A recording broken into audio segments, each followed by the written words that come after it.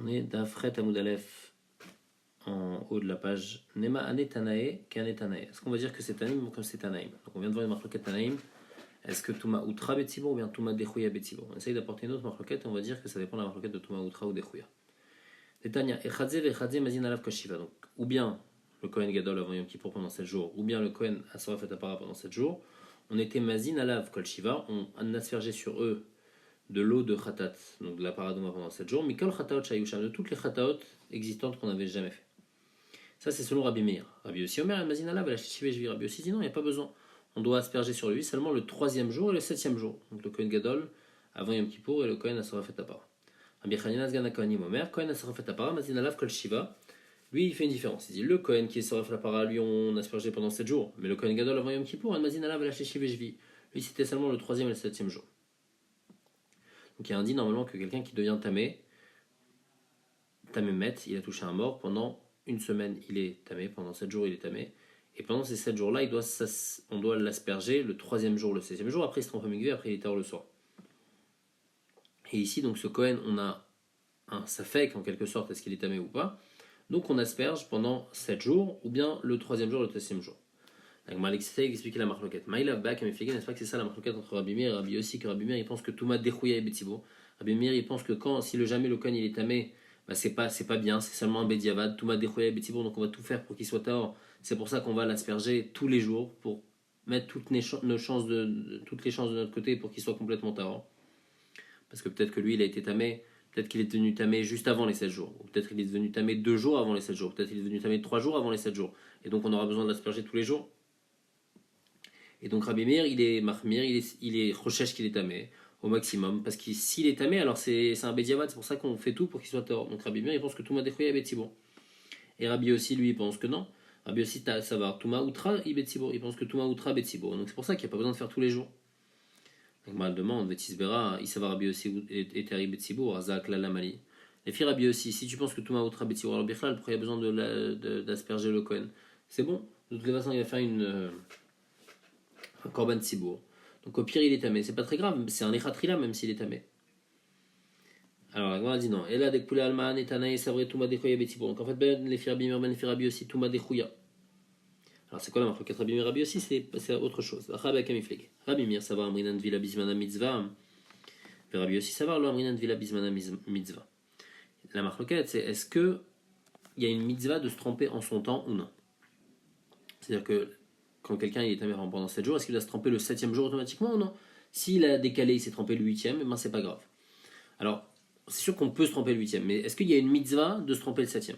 Rabbi Meir, lui, il pense qu'il y a une mitzvah de se tromper le 7e, et pas juste une mitzvah de se tromper, mais il y a aussi une mitzvah de faire la haza en son temps.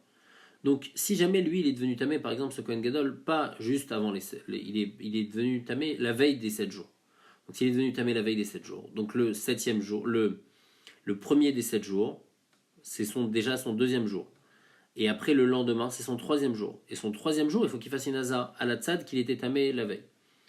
Donc c'est pour ça que Rabbi Meir il te dit il faut faire tout le temps. Comme ça, si jamais il était tamé avant, au moins on aura fait haza bismana. On aura fait la haza en son temps. Rabbi aussi il te dit c'est pas dérangeant de faire haza bismana. Il n'y a pas besoin de faire une vila bismana. C'est pas une mitzvah de faire la vila bismana. Et donc la haza bismana aussi c'est pas obligatoire. Donc puisque c'est pas obligatoire de faire la haza bismana, alors je lui fais la haza le 3e jour et le 7e jour de ces 7 jours-là. Au pire, s'il y a eu un décalage, on n'a pas fait en son temps, c'est pas grave, on a fait le 3e jour et le 7e jour, c'est amplement suffisant. Il n'y a pas un inyan de faire en son temps. Agmara demande, ça va, Rabbi aussi, la de vila bismana mitzvah. Rabbi aussi pense que c'est pas une mitzvah de se tromper en son temps, Vatanya, pourtant il écrit, Aresh Hayashem Katuva al Bessaro. Si quelqu'un il a un Shem Hashem qui est gravé sur son. Il a tatoué sur son corps un Shem Hashem. Alors il pourra ni se laver, ni soindre, en fait, ni aller dans un endroit sale, il y a le nom de Dieu sur son corps. Maintenant, si Nizdamnalo Dvila Mitzvah, il a maintenant besoin de se tremper, une Dvila de Mitzvah. Korer Chalav Gemi Vetovel, les filles Tanakama, il met dessus un morceau de bambou, et comme ça après il va pouvoir se tremper. Rabbi Yossi Omer, Yored Vetovel Kedarko, Rabbi Yossi il dit non. Il dit il peut directement se tremper, ou Bilvat Shali Shafshef, il faut juste faire attention à ne pas frotter. Et c'est quoi la marloquette là-bas? Alors la Gemara dans Shabbat l'a dit, Vekaimala de Dvila Bismana Mitzvah Kamiflege. La marloquette c'est est-ce que Dvila Bismana c'est une mitzvah ou pas? Que Tanakama il pense que l'Amrinan Dvila Bismana Mitzvah, qui pense que c'est pas une mitzvah.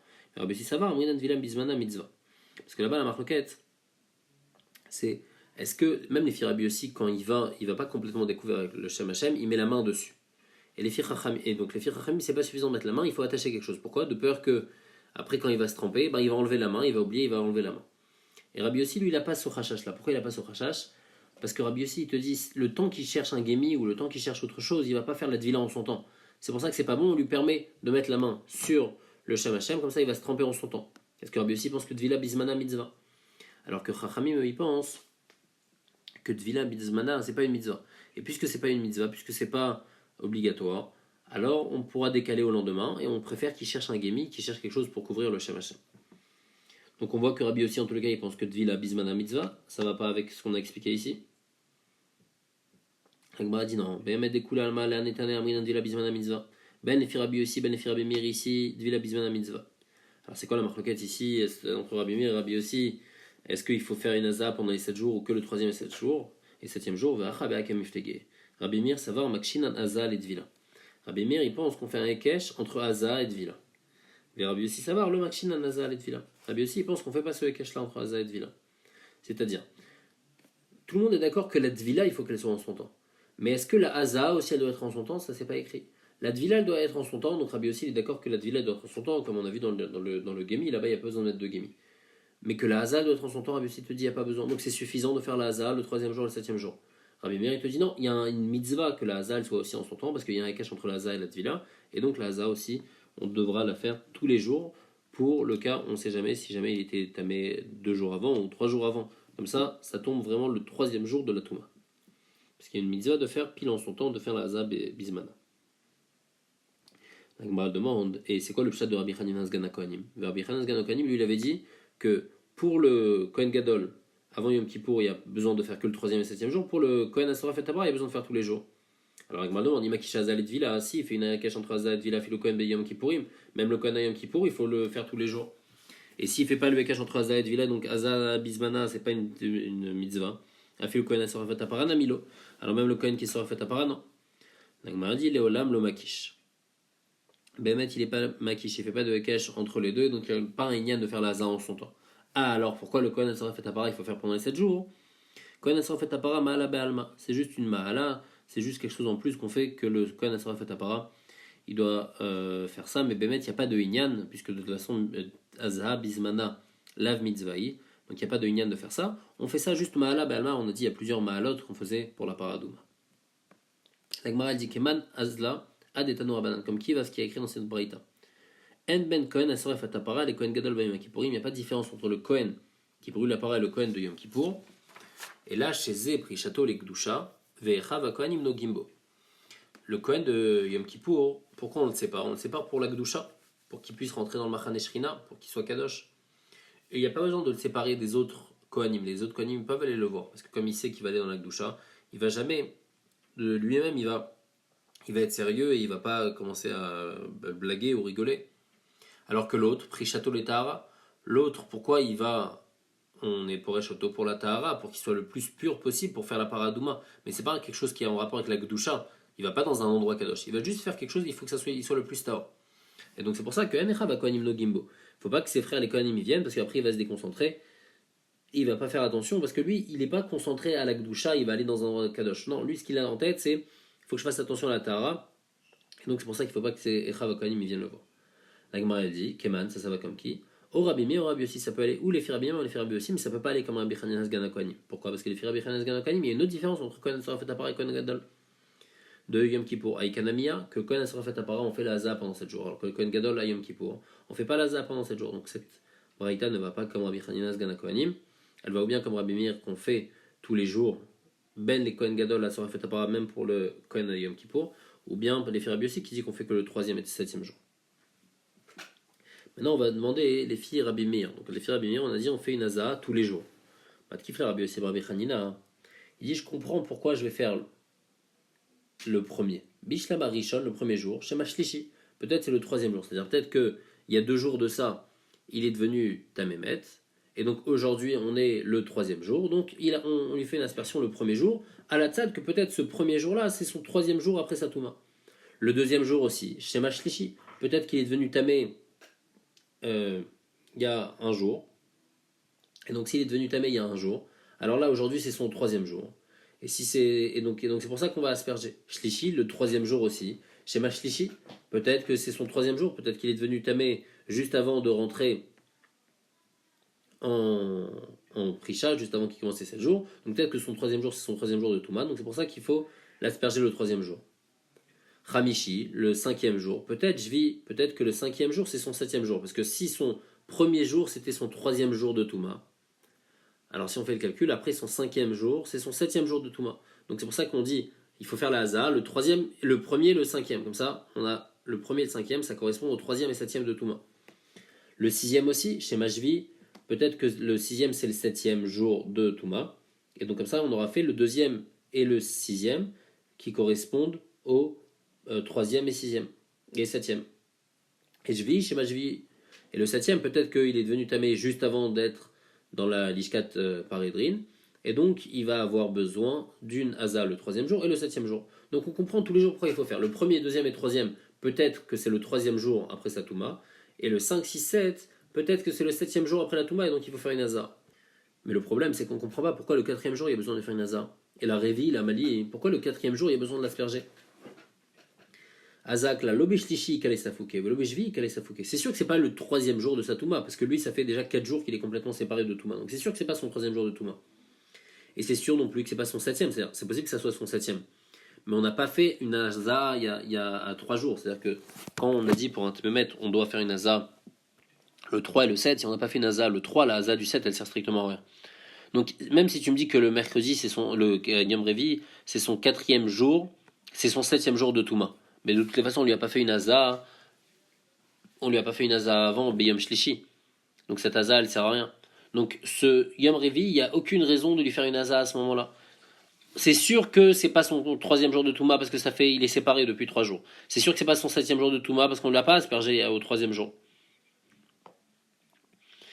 Il calait sa fouquet, Velobéjvi, il calait sa fouquet. Avec Maldi Oulita Amer, et selon toi, Aza, Kolchiva, Mika, est-ce qu'on asperge pendant 7 jours? Va, Kaimalan, pourtant, on dit que Aza, Jvout, Venodochet à Shabbat. Aza, c'est juste un histoire des Rabbanan de faire une Aza, mais malgré tout, c'est pas Dochel Shabbat. Donc on n'a pas le droit de faire une Aza pendant Shabbat.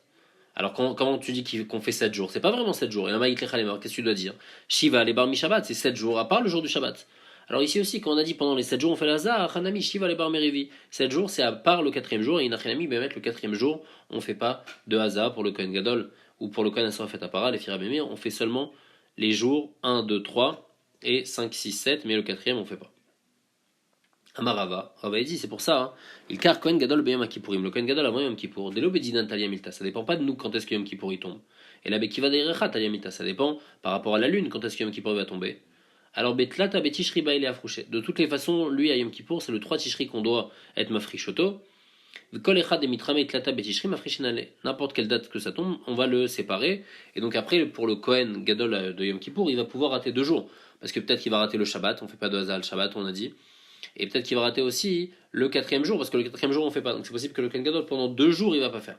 Par contre pour le Kohen Asorafet Apara, où là ça dépend pas d'une date particulière, des Bedidan Talia Milta, ça dépend de nous. Nous on peut choisir à quel moment on veut brûler la para.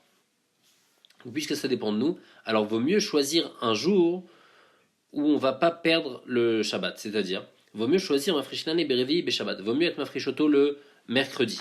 Comme ça, on va lui faire la Haza le mercredi, le jeudi, le vendredi.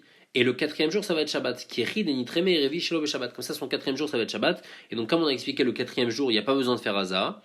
Et en plus, ça va tomber Shabbat. Donc, comme ça, au moins, on va pas perdre un jour de Haza. Donc, pour le Kohen Gadol à Yom Kippour, on peut pas décider parce que ça dépend du Yom Kippour, quand est-ce que Yom Kippour tombe. Mais pour le Kohen Asorafet Apara, on a le choix. Et donc, il vaut mieux être mafriche, le Kohen Asorafet Apara, le mercredi. Comme ça, son quatrième jour de Prisha va tomber pendant Shabbat. Et de toute façon, le quatrième jour, on n'a pas besoin de faire de Haza. Les Lishkat Paredrin, Tanya, Rabbi Yehuda, il dit, Vechi Lishkat Paredrin, Aïta, est-ce qu'elle s'appelle Lishkat Paredrin? Valo Lishkat Belveti, Aïta, elle avait un autre nom. Et là, ça veut dire la chambre des princes. Et là, Betrila Yukorinota Lishkat Belveti, ou Mitor, chez notre Nimalav Mamon Lekiuna, ou Machlifinota Kol Shnema Sachodesh, qui est Paredrin, Alalou, chez Machlifinota Kol Shnema Sachodesh, les Ficha Hayukorinotam Lishkat Paredrin. Il dit, puisque à la base, elle s'appelait comme ça, elle s'appelait la chambre des princes. Mais après, à l'époque du deuxième Beth Amikdash, chacun donnait beaucoup d'argent. Les Kohen Gadol, ils donnaient de l'argent pour devenir Kohen Gadol. Et après, il ne tenait pas l'année. L'année d'après, déjà, il était déjà mort. Dans l'année, il mourait. Et donc, puisqu'il donnait beaucoup d'argent, et tous les ans, on les changeait, comme ces parédrines-là qu'on change aussi tous les ans, alors c'est pour ça que cette lishka, on l'appelait lishka de parédrine. C'est la lishka des parédrines, la lishka du Kohen Gadol, que l'année prochaine, il sera de toute façon plus là. C'est pour ça qu'on appelait ça lishka de parédrine. C'est-à-dire que logiquement, en fait, on aurait dû appeler cette chambre la chambre des nobles, la chambre des princes, les Kohanim Gdolim, c'est comme ça qu'on devrait les surnommer.